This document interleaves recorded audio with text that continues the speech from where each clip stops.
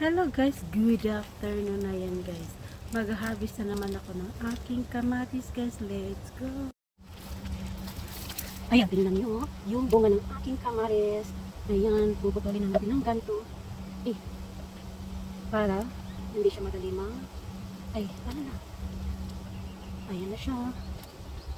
Ganito na lang natin. Para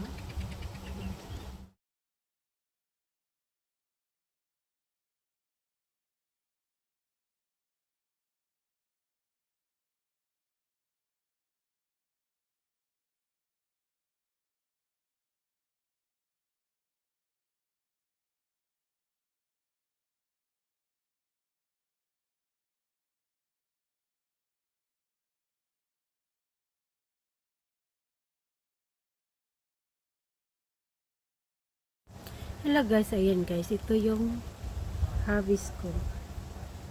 Diba ang dami? Ang daming harvest.